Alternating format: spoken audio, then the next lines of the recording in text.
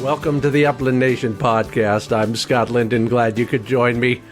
Yeah, taking another trip back to Sioux Falls, South Dakota, and the Pheasant Fest and Quail Classic, where we will talk with a pro guide and a land access expert. Yeah, Trevor Walz and Tom Dombroski join me from landtrust.com. We're going to talk about scouting, hunting strategies, tactics, even some dog care and training advice from guys who know their stuff inside and out.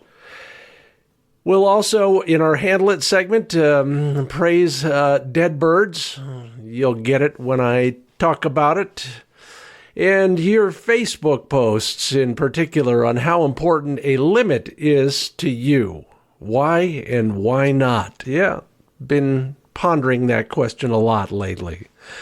It's all made possible by Sage and Breaker Gun Care products, Pointer Shotguns, Mid-Valley Clays and Shooting School, TrulockChokes tubes, MidwayUSA.com, Purina Pro Plan Sport Dog Food, LandTrust.com, ESPAmerica.com, and HiViz Shooting Systems.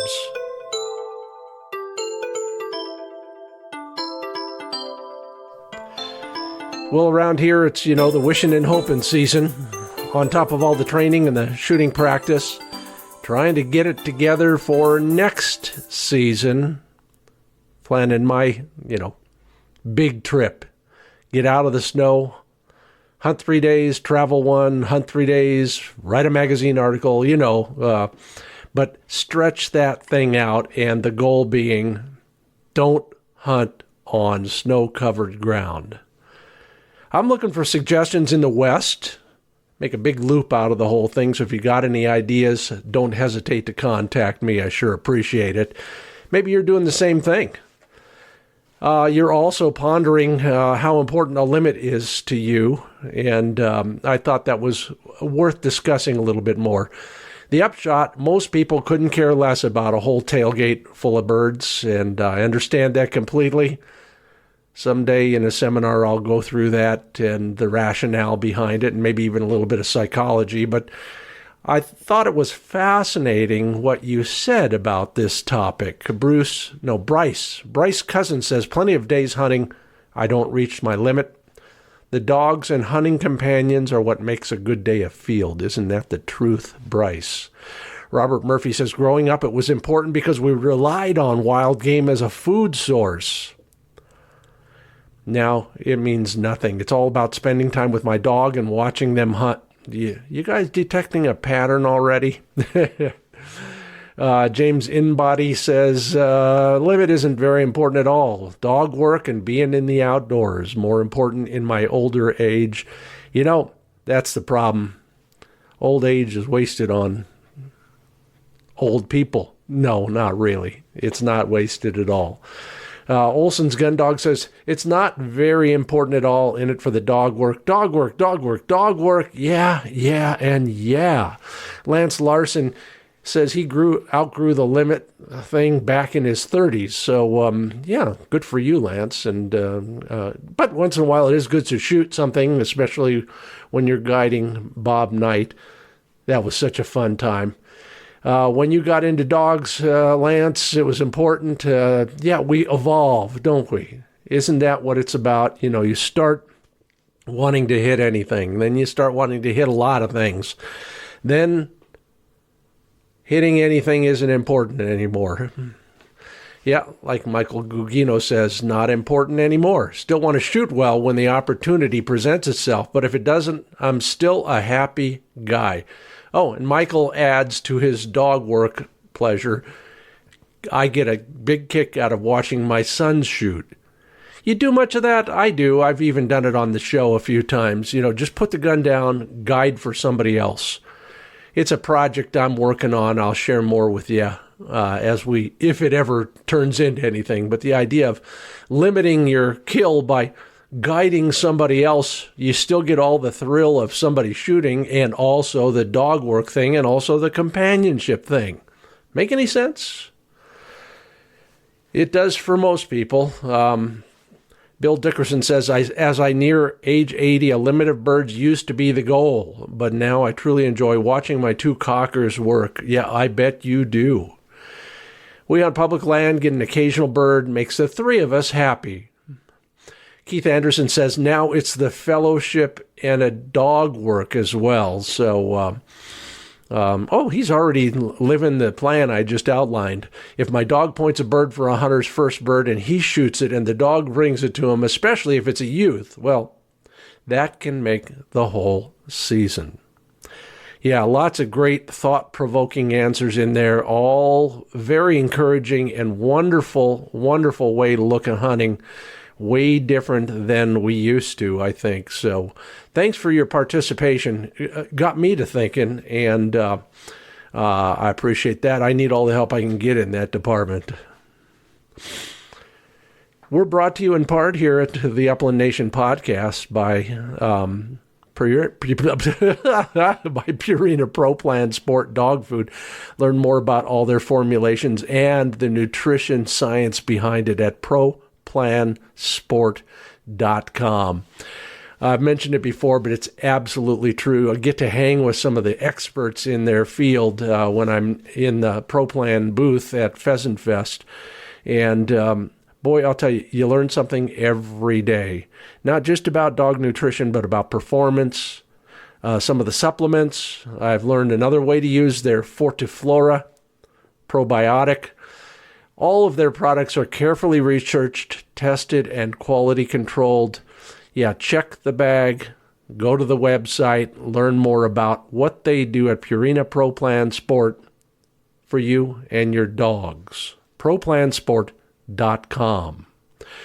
And I also got to spend considerable time in the Pointer Shotguns booth at Pheasant Fest and learned again. Thank you, guys, for kind of re-educating me on some of the stuff that I, kind of sort of knew but didn't know well enough. I was amazed at how many people were just laser-like drawn to that 28 gauge over and under with a case-colored receiver. Beautiful gun, easy to shoulder, swings nice and smooth, and the fit and finish, amazing for the affordable price. Learn more about all the choices at pointershotguns.com. Whether you need a youth gun, Tom, you listening?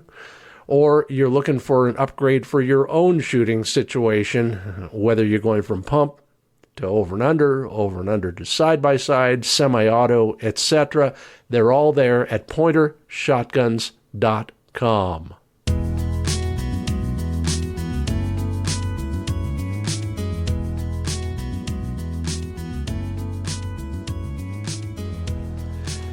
Well, welcome back to the floor of the, what would I call it? The biggest meeting of crazy bird hunters in the entire universe. We're at the Pheasant Fest and Quail Classic here in Sioux Falls, South Dakota this year. And boy, oh boy, what a crowd. We're here. This is a Saturday morning podcast recording, and the aisles are already too crowded.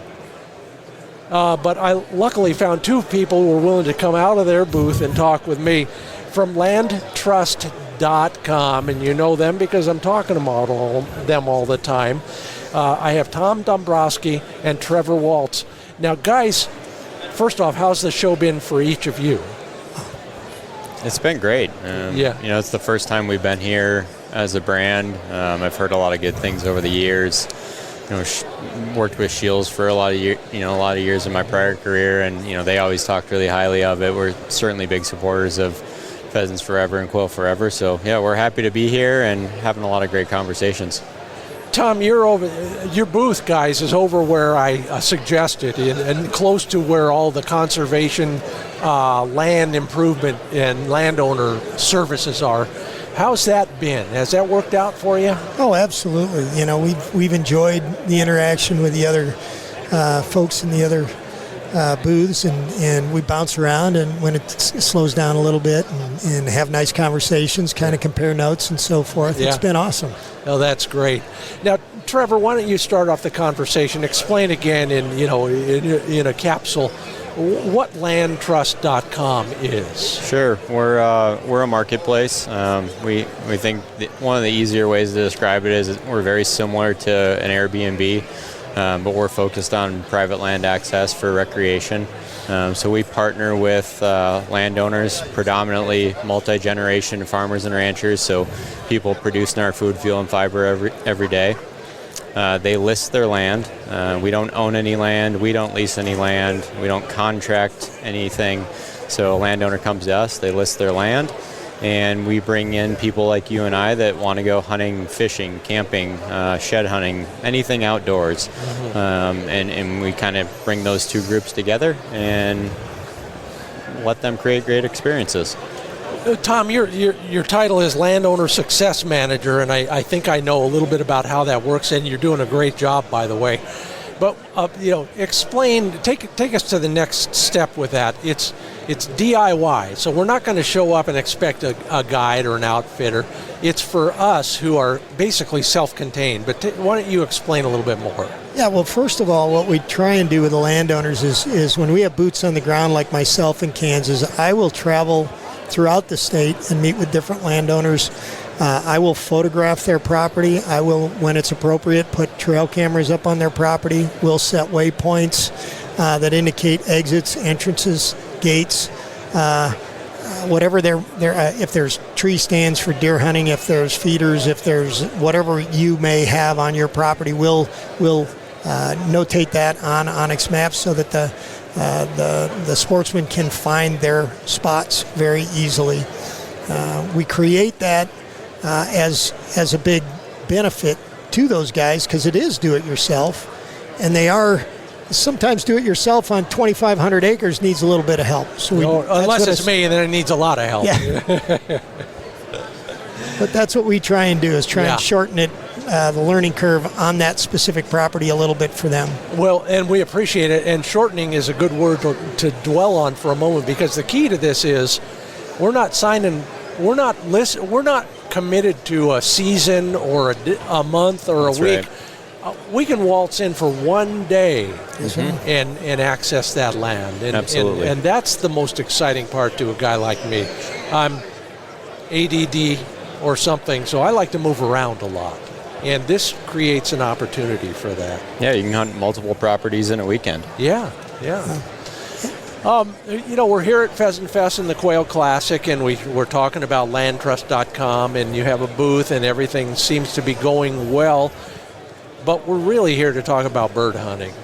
And again, Trevor, you've been a pro guide, and you've got. I don't know if I'm a pro. Well, I mean, that's always up for discussion. You hunt more than me. You maybe hunt more than Tom. I don't know about that yet. But how was your season? It was great. I mean, but I'm a little biased. I think every season's great. Yeah. I mean, we've talked about this before, Scott. I mean, it's about being out there. It's about the dogs. It's about creating great experiences. Every year you deal with stuff that you can't control, and you learn from that, and you look back on it, and you're excited for the next one. So no, it was a great year. Lots of time in Montana. Got to Idaho a little bit. Got to Wyoming a little bit. Spent some really nice time in Arizona. So yeah, it's not complaining about anything. No, and we'll talk more about Arizona because I'm selfish and I hope to be there. But I do want to talk. You talked about things don't always go exactly the way you want them to go. And when I saw you last in person, we were ministering to a dog that had, we think, eaten a bee. Maybe more than one bee. Oh my God! And I only bring that up not to dwell on it for that reason, but because you were so calm, cool, and collected, and you basically did what we all think we should do, but you did it and it worked. Tell us about that. Yeah, I mean, Benadryl's the ticket there, and Benadryl, hydration, and just keeping the dog calm. Yeah. And he, we were in a good situation where there wasn't a lot of distraction, a lot of happening in the environment, and every dog's going to handle that situation differently as well. But he was calm, which helped, and so a little bit of Benadryl, put him up in his box for a while to sleep it off, and he was ready to go again. But I mean, in all seriousness, even a bee you need to take seriously, and Benadryl is something you should have with you at all times. And this is, everybody agrees. We all got it. But what form and how do you administer it? 10 milligrams per 10 pounds of dog. And, whether that's in a pill form or liquid, depending on your partnership with your vet, or maybe you are a vet, there is an injectable version of it as well. But for most of us, what you buy over the counter is, and I would also stress, I'm not a vet. That's a conversation you should have with your vet. Yes. And depending on the dog, some dogs, a vet may say cut that dose in half. Yeah. They may say give them a little more. So I would encourage, have it, know your dogs, have the conversation with your vet, and then understand how and when to administer. The other thing I would only add to that would be have your vet's number on speed dial. And in vets, most of the country now, you can call in a panic, and they can walk you through some of that stuff. Yeah, and I would know your environment there too. I try my best to, before I leave service, to figure out what is the closest vet and have that number on hand. And sometimes that's a situation that at the least expected time. And you want to just have that information. Well, that's why they call it an emergency. Exactly. Tom, how about yourself? How was your bird season? I was fantastic. I live in Kansas, and so most of my hunting was done in the state of Kansas. As everybody who has hunted in Kansas in the last few years knows, we're in a bit of a drought. Yeah. Our bird numbers are not what they always have been. But as Trevor alluded to earlier, it's all about the dogs for me. Yeah. At my age, I get more from watching them do their thing than I do anything else. What kind of dogs do you have? I've got a 2-year-old GSP, and I've got an 8-year-old English pointer. Oh, my. And he's getting a little tired. He had a cancer and a mast cell tumor removed from his rear leg last year, and it slowed him down quite a bit. But he's still, his head is in it all the time. You let him out of the truck, and he's all business. So, and he doesn't cover quite as much ground as he once did, but I tell you what, he doesn't waste any time out there. Yeah. He really gets after it, and it's fun to watch him. The youngster, if I put them both on the ground, he acquiesces a bit to the youngster. Really? And lets the youngster, now that he's 2, he lets him kind of lead the way a little bit, and it's fun watching the both of them and how they interact. And when the youngster needs to back off a little bit, the old boy, he makes it clear to him. So, their interaction is pretty fun. I love it. I always remember that when I had 2 wire hairs at the same time, the old guy he'd point, he'd watch the bird fall, he'd go over to it, and then he'd see the young guy coming at him. He'd say, "Okay, you can have that. I'm going to go find another live bird." The dynamics are always different, but always fun. Yes. What was the highlight of your season? Oh boy, that's a good question. I would say we were hunting a little hillside, and my 2-year-old went on point, and I had the 8-year-old in the truck and in the kennel, and Covey busted, and I was able to put 2 birds on the ground, and I wasn't expecting quail. I had 3-inch 6s in, so I wasn't expecting quail, but when I hit them both, I knew that they both went down dead. The youngster could only find 1 bird, and I knew they were dead, and we looked and looked and looked. I ended up going out to the road, and the whole time, that 400-yard walk to the road, I knew that old boy of mine would find that bird. And I told the other guys, we're going back because I know it's there. And we took him back out there, and within a minute out of the truck, he found that bird. Dug it out of the deep grass. It was dead. I love it. Yeah, that was probably the highlight for me. Oh, man. I had one that was slightly different, but the same feeling at the end.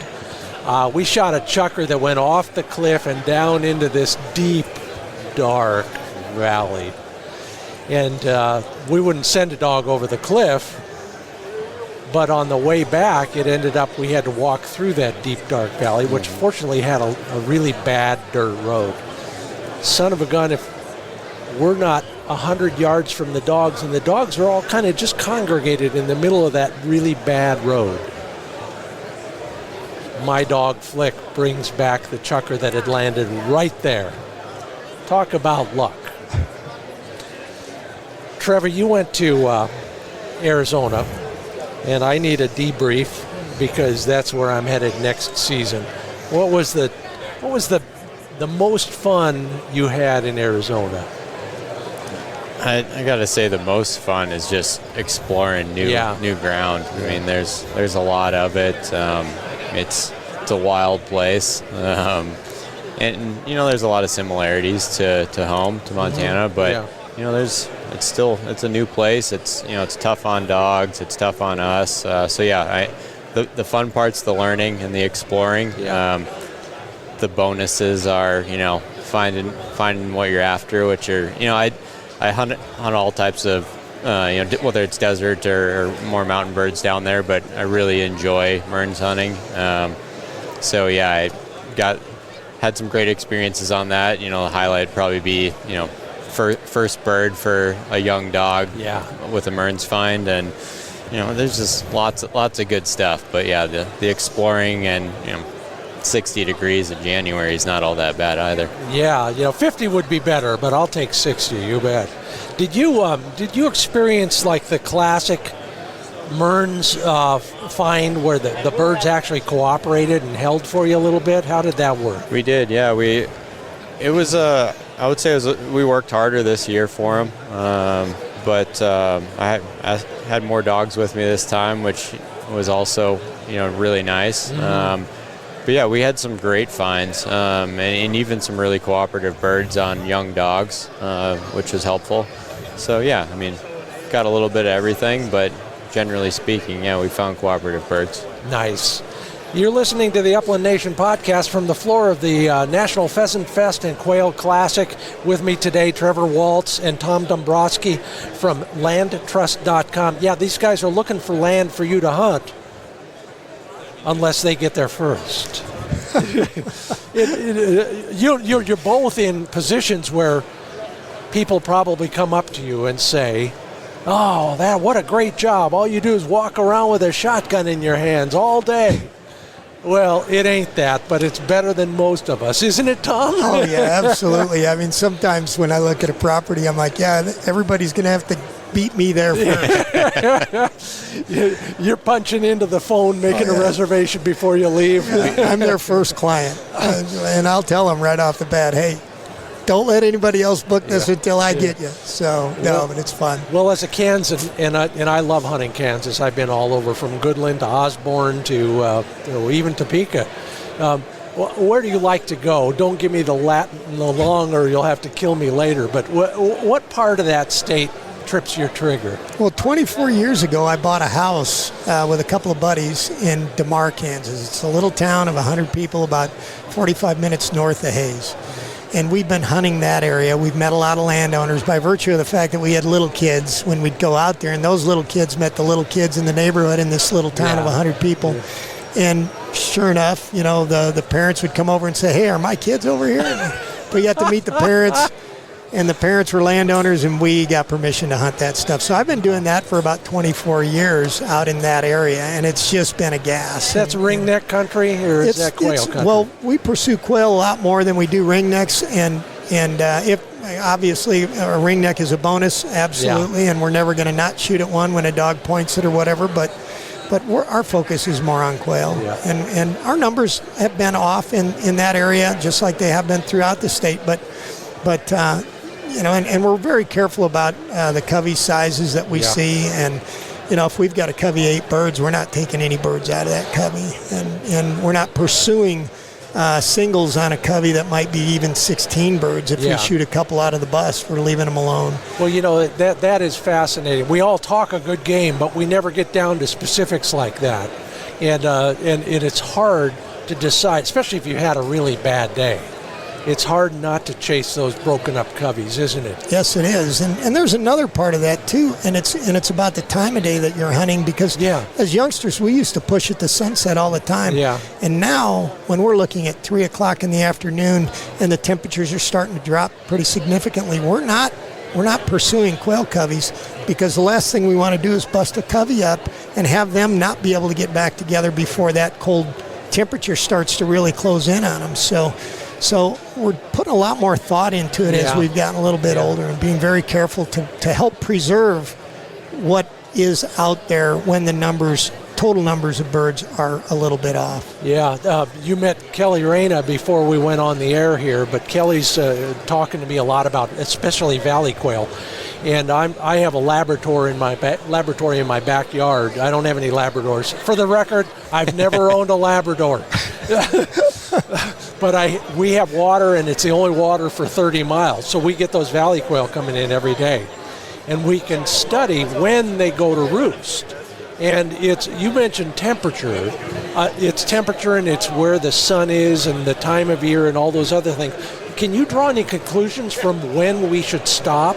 Is it all of that, some of that, or should we just be cautious? I think we be cautious, and I think you take all of that into consideration. If it's a day that's 50 degrees and it's warm, you might be able to hunt a little bit longer. Yeah. That night's not going to get that desperately cold for those birds. So if you do bust them a little later in the day, it's not likely that they'll have any trouble coveying back up and surviving a semi-cold night.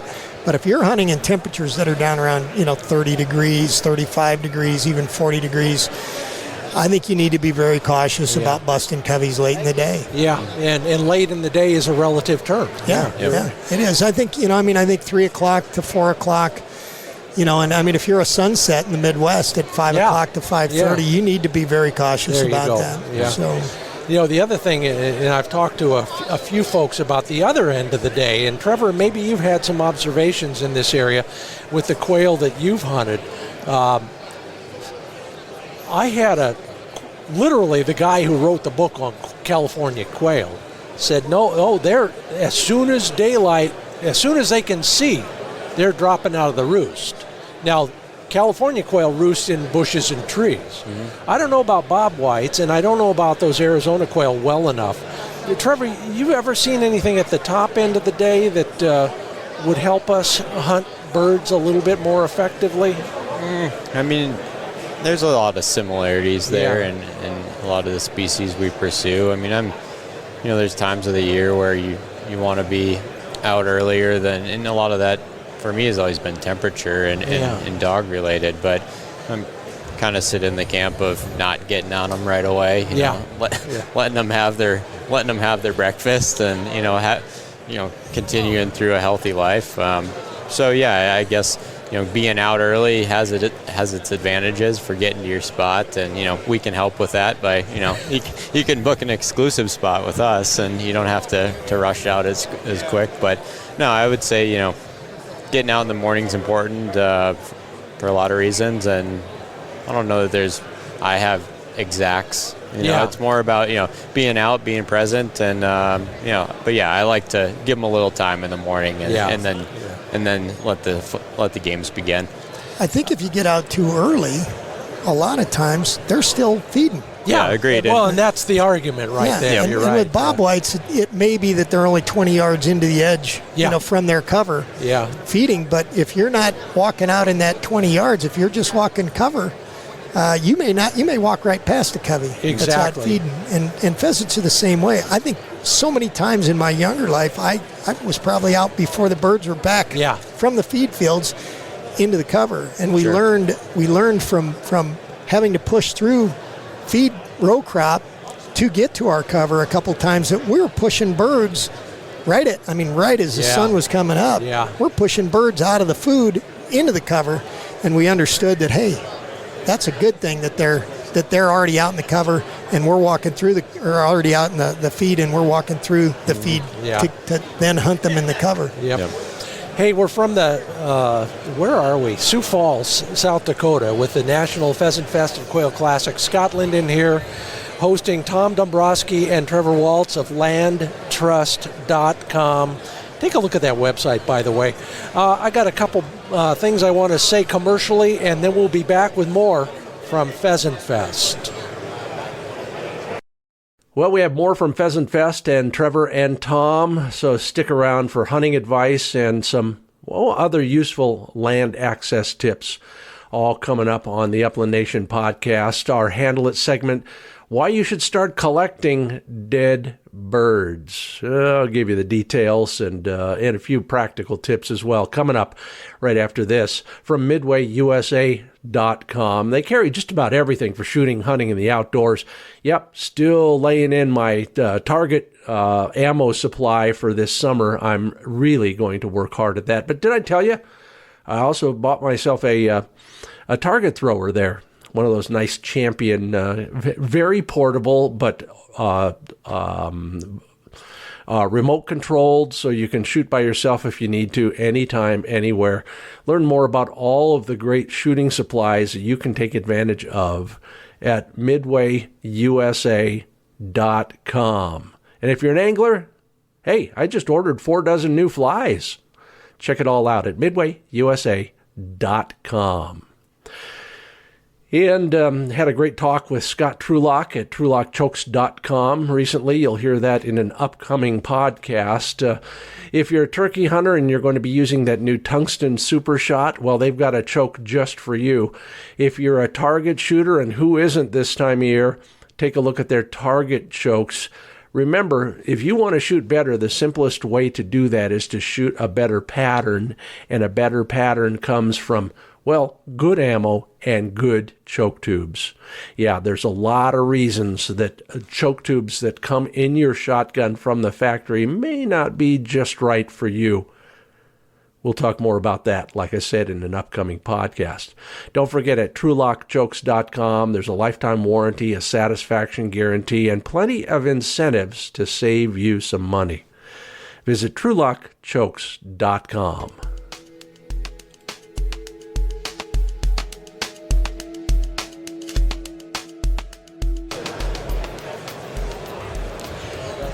Welcome back to Pheasant Fest and the Quail Classic from Sioux Falls, South Dakota. From landtrust.com, we have Tom Dombroski and Trevor Walz.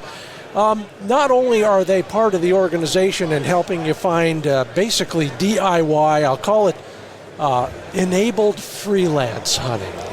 You used Airbnb as an analogy, Trevor. It's a day lease to a degree. And trespass fee. All of the above.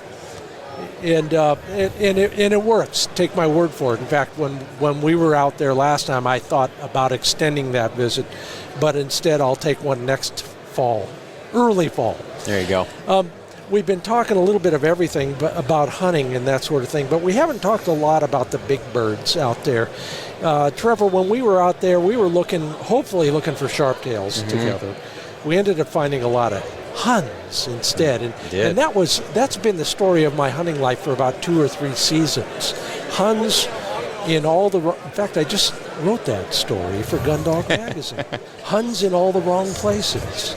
Have you had more of those kind of revelations, whether it's pheasants in the cattails or odd stuff lately?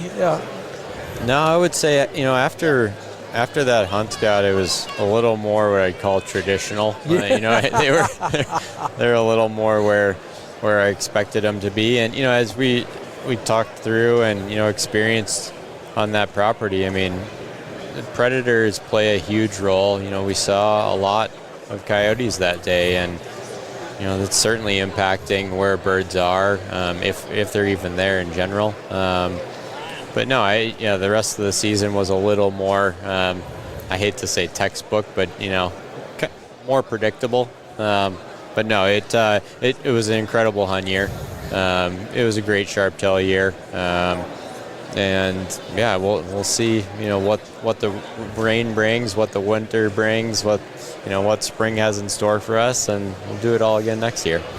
This textbook reference, just don't rub it in anymore, because some of us didn't have that, but we still had fun. You mentioned sharptails, and I want to get back to that because it seems, especially here in South Dakota, but it seems like every third person I talk to wants to know more about how to hunt sharp-tailed grouse. If you were to suggest a couple, 3 rules to live by, what would they be? Buy good boots. Yeah. Yeah, bring a lot of water. Yeah. and be patient, all those things. Yeah, I mean, yeah, we laugh about them, but there's some realness there. I mean, you got to be willing to put time into your boots, especially in some of the bigger properties and in bigger landscapes, because the birds they're out there, but you might have to walk a while to find them. Yeah. The water thing, from my experience, those earlier days in the season tend to be a little more productive, but they're usually warmer. So, you need water for your dogs and you need water for yourself. So, I mean, there's a lot of days where I'm carrying 8-10 bottles of water, even to be out for a couple hours with 2 dogs. And then, the being patient part, especially with dogs that haven't spent a lot of time on sharptail. I mean, like any species, it's going to take them a while to figure it out. And some dogs pick it up quicker than others, but so I would say, put all those things together and be willing to learn. Yep. Yeah, I had somebody waylay me yesterday in the aisle, and out of the whole discussion, I basically said, walk another mile. Yeah.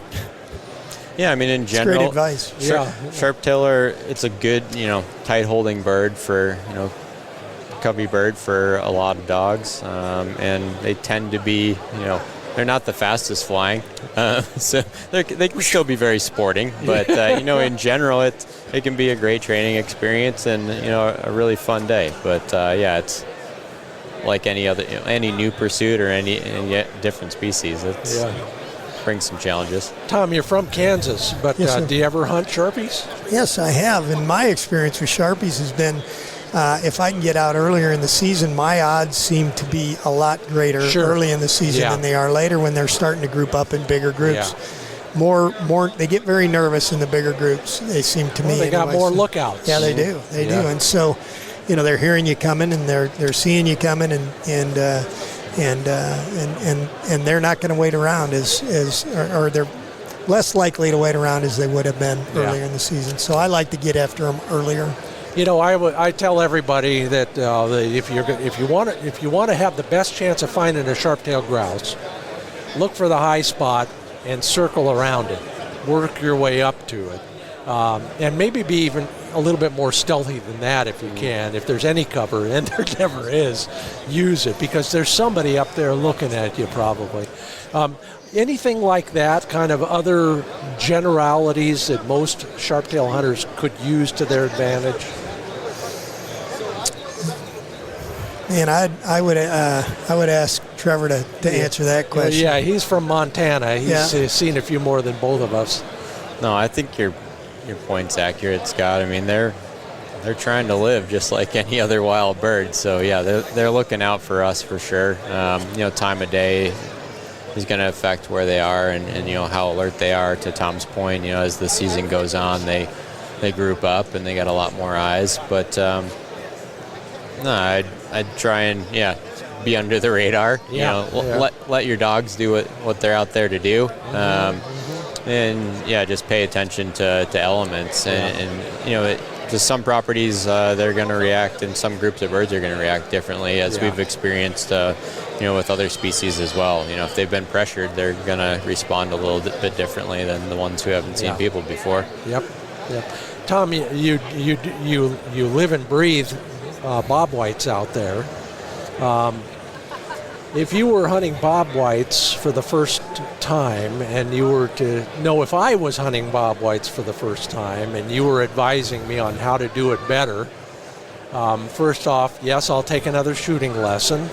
But second off, what are some of the, for the folks out, for example, here in the Pheasant Fest and Quail Classic, there's a lot of people who want to go do more of that. So what would you tell them? Boy, I tell you what, I think cover adjacent to food for bobwhites is probably the most critical key to finding birds. Yeah. And then I think if you're hunting with dogs, obviously I like to just follow the dog. Yeah. I don't want to say, well, I'm going to walk down this edge and hopefully I'll bump a covey along this edge.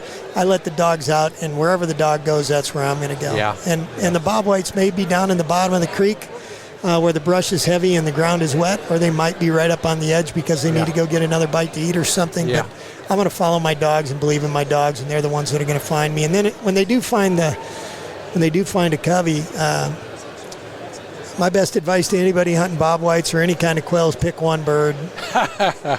Pick one bird, or you're just shooting holes in the sky. Pick it fast, right? Yeah, and pick it quickly. Gosh, I better write that down. I thought it was pick one hole. Yeah, I've done that plenty of times. It's funny where there'll be 6 shots ring out and not a bird fall, and you look around at your 2 buddies on either side of you, and we all just kind of hands up going, I don't know what happened there. But. Or worse, you all shoot and one bird falls and you all think you hit it. Exactly. Yeah, that's happened many times before as well. That's why I run out and do the retrieve myself. Yeah. But you mentioned, and see, as a local boy, we're going to pick your brain for all the good stuff. Cover next to food. Yeah, critical. What are both? I mean, are we talking plum thickets? Yes. And corn? Yes. And wheat? Yes. And what about wild foods? What are the quail going to eat in Kansas? You open up a crop, you're going to find just about anything in there. There might be different kinds of wildflower seeds, all kinds of weed seeds. Yeah. Milo, of course, and wheat and corn. Any of that stuff. Absent a good crop like we had this year, we had a tough year of crops. So absent, good heads of Milo on the ground, a lot of corn on the ground. They were surviving on a lot of the weeds. Yeah. And the coveys weren't as big, I don't think, but the birds that did survive are strong birds, and they're going to be great for the birds to come in the next season. So, they're tough little critters. They've got a strong will to live. Like I said, food adjacent to cover, and if there's water, any kind of water, any splash of water around, that's critical for them too. So if you can identify as a hunter, if you were going out for the first time and you were hoping to find some bobwhites, I would say those 3 components. You get a little splash of water if you've got it out there. You got decent cover, and it might just be wide fence lines. Yeah.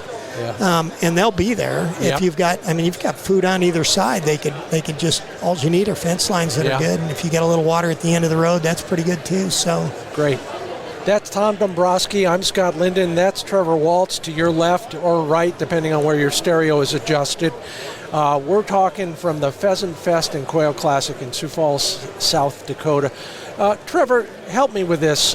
You mentioned water, Tom, and we, in the West, of course, we know that certain birds, they do go to water every day. I had an old timer once said, how's your season going? I said, it's pretty hot today, blah, blah. He said, well, if you go to that creek at 1 o'clock, the chuckers will be walking down the hill to that creek that I'm not going to name on the podcast. And we were desperate, so we did. We parked, we crept, we snuck, and son of a gun if there wasn't a little line. And they were each taking a number, hopping down over the little lip and getting a drink and then waddling all the way back up. Do you see that, Trevor, with any other of the western game birds? Have you seen that with Sharpies or Huns or anything like that? Not really. Yes, water is absolutely critical to their survival, but most of those birds they're getting it from the morning, or they're getting it in the morning from grasses, and which doesn't mean they don't pay attention to water tanks and things like that. But I would say pay more attention to them as it starts to dry out later in the day, or if it's a time of drought, of low moisture. But yeah, for the most part, no, it's they're getting what they need early in the day from kind of natural habitat. Yeah. There's always circumstances that you pay attention to standing water, but I'd say generally speaking, not quite the same as a chucker or a quail. It's been a phenomenon in much of the West for the last 4 or 5 years, and that is this. I want to say this eruption of Hungarian partridge. Mm-hmm. Quite often in my country, it's in what I call chucker light country, and I spell L-I-T-E, just like every other fashionable trend. Sure. why don't you clue us in, because you're in Hun country too. What are some of the tried and true strategies you use for Huns as opposed to the others? Nobody's really talking about that stuff yet, and I think it's more than a fad. I think we're going to see more and more Huns. So, give us a clue. Where to find them? Yeah, find them, chase them.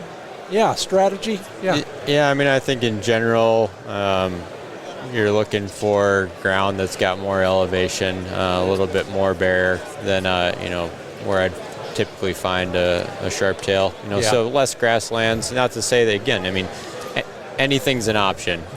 But generally they're a little bit rockier terrain, not to the extent of a chucker, but more hillsides. We've got to remember these are small birds, especially compared to a sharptail. So their first strategy is to get up and get gone. They're not going to run away from you. Their eyes are always out, and they're looking for elevated pitches that they can get up, get some wind lift, and get away. I'll be darned. I'd never thought about it as an aerodynamic challenge. That makes all the sense in the world, doesn't it? Sure, and I mean, as we saw in September, I mean, you're gonna find them usually in close to crops and grains and things of that nature. So can you find them out in a cut field? Absolutely, and you should look there. But where I am in the part of the state, I tend to spend more time in elevation and a little bit rockier terrain. After you guys went wherever you were going next, somewhere else far away, I stayed another day and I walked around closer to the home place. Where all the big round bales were. And I found birds hiding amongst the round bales. Sure.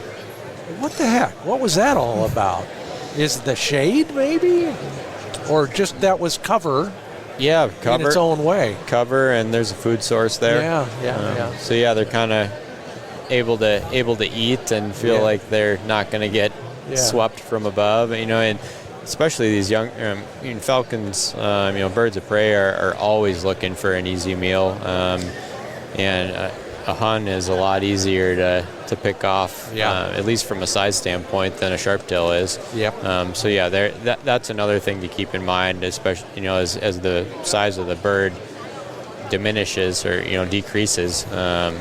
They're looking out for themselves all the time. And there is, if you look at a round bale, there's a little edge on both bottoms where there is basically overhead cover. Sure. It's a long, skinny spot, but it's better than nothing.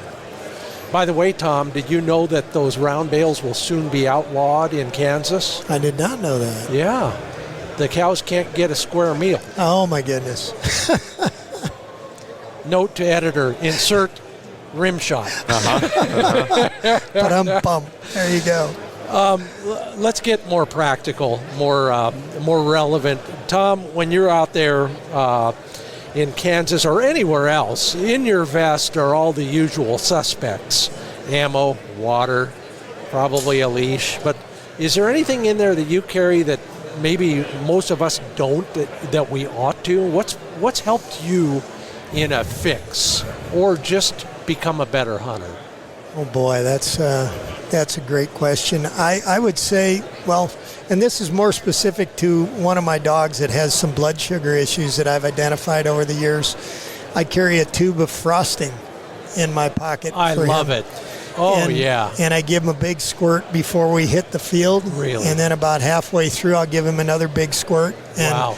And that sustains him throughout that hunt. And I don't have to carry him out of the field, which I have had to do a couple of times. Been there, done that with other people's dogs, knock wood. Yeah. For the record, not chocolate frosting. No, it's just a vanilla. I love that because it's basically white. It's sugar. Yeah. It's absolutely toothpaste consistency sugar, isn't it? Absolutely. When I take my dogs out, and it's overnight and so forth, they're reluctant sometimes to eat the same way they do at home. Yep. So the volume of food that they have to sustain them is diminished, and when they get out and they start running big like they like to do, they burn up that stuff pretty quick. So I'm always looking for more protein sources in the little bit of food that I know they will eat too. Yeah. So I get the highest protein that I can in the food, and I'll throw some non-processed stuff in there too. So I don't want any sodium or anything like that, but some beef in there for them to get a little bit more of that. And hopefully that'll sustain them a little bit longer. The other thing I found, same way, because I don't feed in the morning on hunt days. Mm-hmm. Right. I get a product, I've had several over the years. The ones I like, one is called Gainer, and the other one is called Super Weight, I think, W-A-T-E. If you Google all that, you'll find it real fast. They're both powders, and they're basically powdered fat. Mm-hmm. Sprinkle that on. Number one, the dogs love it, so they'll eat that food, because you might have that problem too. And that fat will bring them a little bit more energy. So try that if you ever need another fix. It's good to know. Yeah. How about you, Trevor? You're out there, and you have been a guide. You hunt a lot. What's in your vest? Probably a lot of the things that people carry, but then, from maybe a non-traditional for some of your audience is bear spray. That's right. And we're seeing it more and more. You look way back when to the Lewis and Clark days, and grizzly bears lived in the plains, and they're coming back to the plains. So we're seeing them farther east. That's something we're mindful of, and no surprise to probably many. They don't like dogs a whole lot, so usually that kind of heightens the opportunity for an interaction. But knock on wood, I'm not seeing any around here, but haven't had any yet. But it'll happen, and so bear spray is something that's always in the truck, and depending on the region, in the vest. Have you ever actually seen one while hunting? Haven't seen any grizz. I've seen plenty of signs of it. Very fresh. Definitely they've been in the area. Seen a lot of black bears, and again that species is starting to move into different areas as well. Yeah. So no, not yet, but know a lot of people that have seen them, and like I said, it's going to happen more and more. Yeah, it is, and it is worth looking at. Whenever I fish Canada, I've always got one in my vest, and then until you reminded me that I should bring some along on our last hunt, I'd never ever have conceived of it. But if you know your history, like you said, they were all over the place. So were the elk. Yep. Not seeing those either, are you? Here and there. Well, if each of you were to provide one bit of advice about bird hunting, gear, getting in shape, it doesn't matter. You get first crack at it, Tom, so Trevor, you can think about it for a moment. What would you tell people that would help them have a better bird hunting experience? Yeah, I think the most important thing that I could tell them would be to enjoy everything that's happening around you, and don't sweat out whether or not you're harvesting birds. Yeah. Learn to appreciate the little things, the little nuances, the little things that your dogs do as they hit the field. Learn to appreciate the respect that the young dog learns to have for the older dog, and learn about watching the dogs do their thing, and really, I mean, that's why I hunt anymore. Yeah. I mean, I've been hunting since I was 10 years old, and I tell you what, the most fun that I have every time I'm out is just watching those dogs do their thing. So amen. Don't sweat the limits. Don't count the birds. Yeah. Just have fun and enjoy the time that you're out there with your friends and with your pups. As Jose Ortega y Gasset said, it's not the killing, it's the prospect of killing that makes it a hunt. Yes. And especially when you shoot like I do. How about you, Trevor? Where's your wisdom for today? I mean, I agree with everything that Tom said. If I'm going to add to that, it's go hunting. Yeah. And that's, you can never beat that experience. And if the dogs matter to you, which they do to all of us, there's no better experience for them and for you than actually hunting. And I mean, I'm not putting down yard work, and there's a lot of things that we all need to do to help increase the opportunities and the success and create better experiences. But at the end of the day, if you've got an opportunity to go hunting, go. Yeah, absolutely. I couldn't said it better, even if I tried, and I'm not even going to try. From the floor of the Pheasant Fest and Quail Classic, I'm Scott Linden. Trevor Walz, Tom Dombroski from landtrust.com. Go visit them over there and see what it's all about. It's so simple, even I can do it. Probably even a caveman could do it. Da-dum-dum. I'll probably get sued for that, but that's for later. Thanks so much for being a part of the Upland Nation podcast, guys. Thanks for having us, Scott. Appreciate it. Boy, that was fun, and looking forward to Kansas City and Pheasant Fest and the Quail Classic next year already. Stick around. We will start talking about starting to train dogs with dead birds in just a moment, right after this word from landtrust.com. Yeah, I mentioned I'm working on a big, long road trip and doing my research at landtrust.com to kind of plot an itinerary and make sure that when I go, I have somewhere good to go that's been vetted, checked out, scouted by somebody who knows their stuff. Maybe it's Tom, maybe it's Trevor, but those guys, that's what they do at landtrust.com. It's other, it's similar to an Airbnb, for example. It connects, landtrust.com connects trusted guests with landowners, so you can have exclusive access to their land. You and your dog and a friend and his dog. Yeah. It's the way to assure that your experience hunting with your dog and your friends is as stress-free as it can be. Check them out at landtrust.com. Shop around, see if there's any place there that might be worth looking at. And clean your gun after every trip, every hunt if you can. SageandBreaker.com is where you get your gun cleaning and care products, everything from, the spray-on CLP or the firearms grease, which is back in stock. Sign up for the mailing list and you won't miss out on any future sales or when things come back in stock after they've sold out. Gotta wonder why. Hey. Yeah, learn more at SageandBreaker.com. And speaking of learning, just started work on a new educational video for HiVizSites.com. Yeah, they've got a great learning page. You start at shooting tips and pick up some of those bits of advice that they have there at HiVizSites.com, HiViz sights.com. They offer magnetic screw attach and plain barrel sights to fit just about every shotgun on the market. There's a reason they're installed as original equipment on most major brands: Ruger, Benelli, Browning, Remington. Yeah, their light pipe system allows you to change the color of your light pipe to fit the environment and lighting conditions and help you work on that bead muzzle target relationship. Learn more at HiVizSites.com.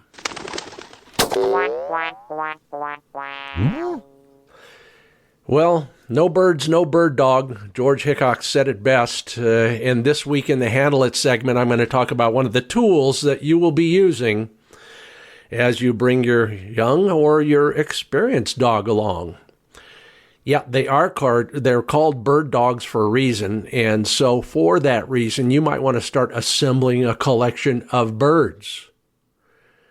Well, I know most people can't keep a pigeon coop, but if you can, all the better, even if it's a small one, because dead birds are only half the package, the other half are the live ones. But right now, for so many reasons, a dead bird in a dog's mouth is an important part of training. Even pieces of dead birds.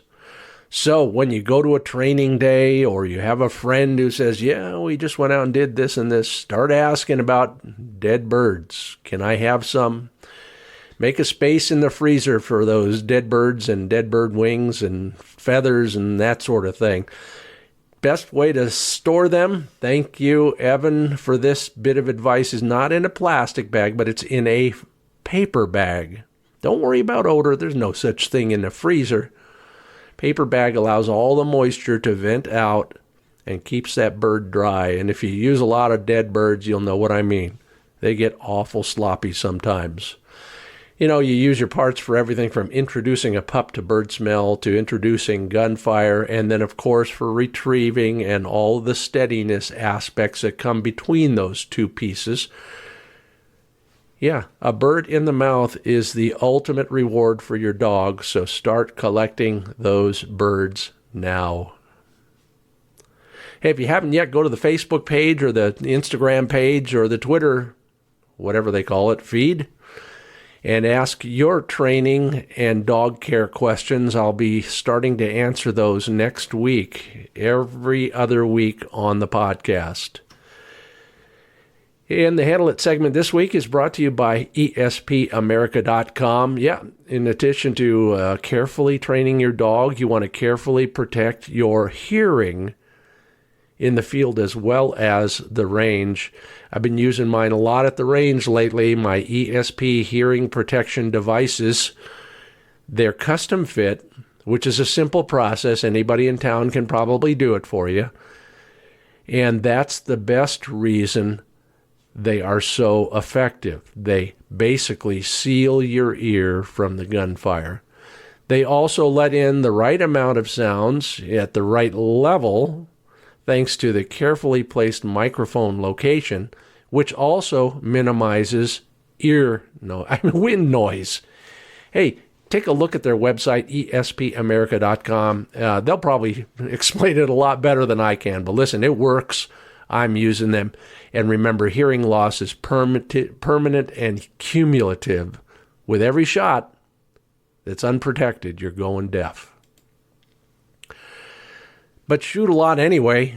Take a lesson at midvalleyclays.com. Yeah, they've got some great instructors, great target shooters who are also hunters. In addition to midvalleyclays.com's shooting school, they also have a line on all the most desirable shotguns and even some of the hard-to-find stuff. Dave Fiedler knows guns and hunting and has a special relationship with a lot of the manufacturers. So if you can't find it somewhere else, or you're just starting your search and you're looking for somebody to counsel with about, well, whether it's an over and under versus a side-by-side, what gauge, what size, what materials, Dave knows that stuff inside and out, and he's glad to help you. Go to midvalleyclays.com, get the phone number, call Dave Fiedler, talk shotguns. Hey, who doesn't want to do that? And don't forget, he'll ship any gun, anywhere, anytime. midvalleyclays.com. Well, thank you so much. Appreciate your listening. All of you have commented on the social platforms and helped everybody else learn a little bit more. Sure am grateful for that. And I'm grateful, of course, to our sponsors who make this all possible. HiViz Shooting Systems, LandTrust.com, MidwayUSA.com, TrulockChokes, Mid-Valley Clays, ESPAmerica, Pro Plan Sport from Purina, Pointer Shotguns, and Sage and Breaker Gun Care Products. Thank you, Tom Dombroski and Trevor Walz from LandTrust.com. Learned something from you as well, always do. And especially thank you, listeners, for sticking with us. Yes, indeed, I am so grateful to you for your support. I'm Scott Linden. Thanks for listening to the Upland Nation Podcast.